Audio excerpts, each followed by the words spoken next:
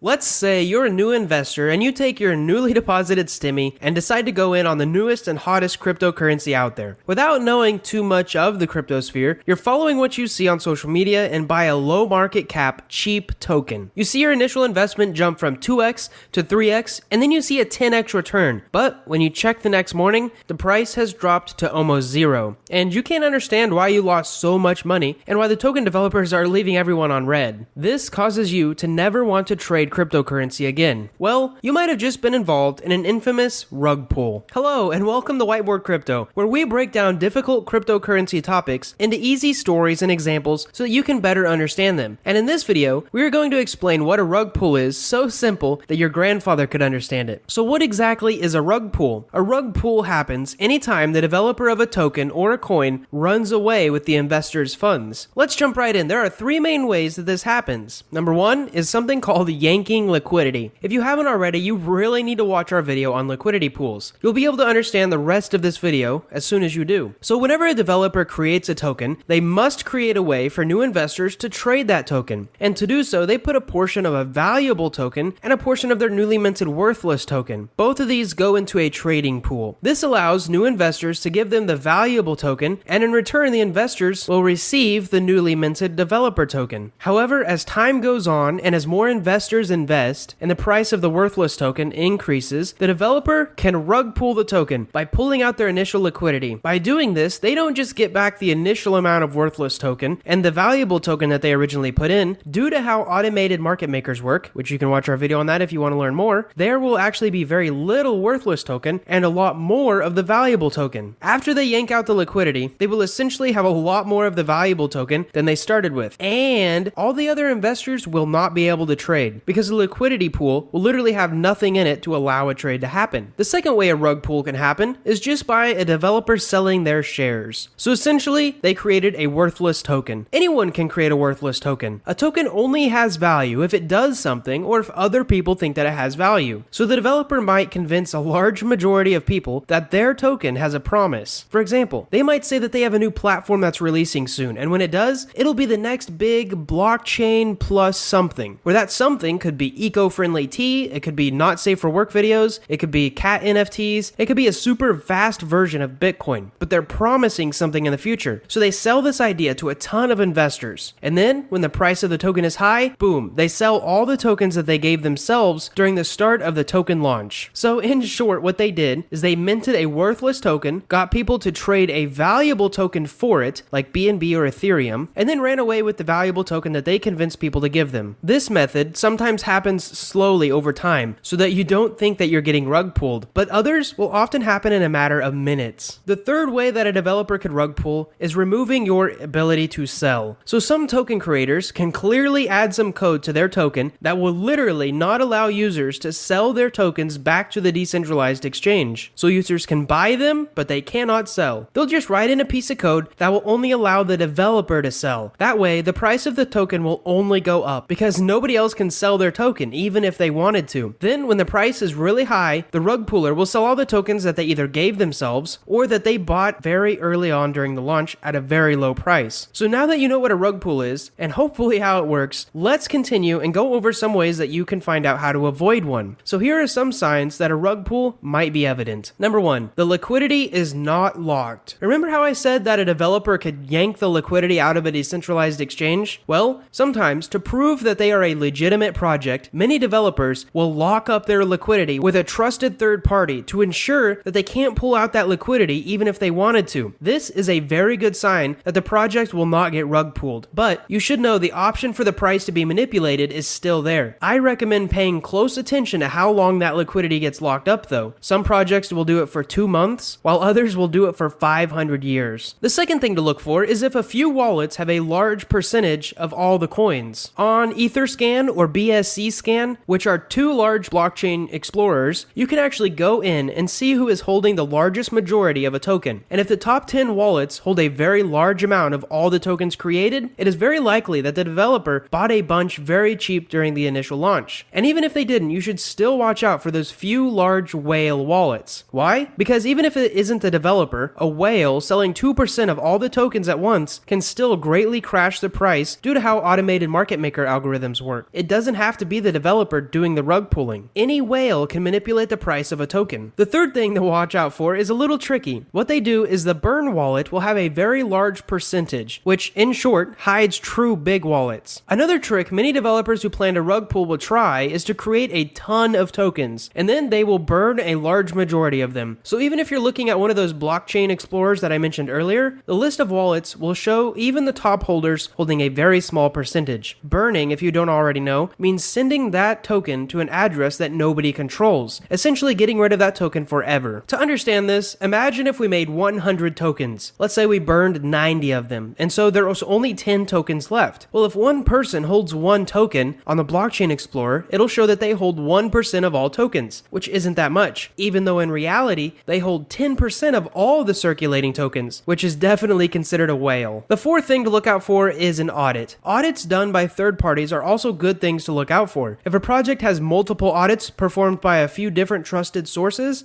you can use this in your investing strategy. Projects with no audits are a blazing red flag. The fifth thing to check out is their website and social media. So another big red flag is that the project has no social media or even a functioning website, because anyone wanting to make a quick buck can quickly create a token and upload some posts to Reddit to help get it some traction. However, it takes a lot more time to create distinguished social media pages and to set up a website, so you definitely need to be sure to check those out. Lastly, one thing to keep track of is if a developer's wallet has a multi-signature wallet. This essentially means if there is a whole team working on a project, one person can't go and steal the private key and withdraw all the funds. For any transaction to happen on this developer wallet, this wallet requires multiple passwords from multiple people, which in turn decreases the potential of one person getting greedy and running away with the funds. Now, the only true way you can figure this out is if you check to see what the developers post on their website or Discord or Telegram group, and you must trust that they're not lying. Lastly, let's go over who is responsible for a rug pull, which is basically a scam or a con, and even literal fraud. Well, given how new the world of decentralized finance is, and how limited the SEC and other financial institutions are with this new technology, the DeFi world is currently hardly regulated. This is why big names like Elon Musk or Mark Cuban cannot be held responsible for talking, making tweets, and even bumping a stock, just as the creators of a coin can't be held responsible. There just aren't any laws against it yet. Another big cloaking mechanism is that most of crypto is anonymous, which means there's no name, no address, no social security number tied to the creator of any of these new coins or tokens. In short, we couldn't sue them or go after them even if we were allowed to. And if it was illegal, how would we even regulate it? Well, this is a question for another video. We hope that you learned something helpful in this video, and if you did, you might consider subscribing to us. It greatly rewards our hard work, and it incentivizes us to create more awesome videos such as this one. Thank you guys so much for watching, and we hope to see you in the next one.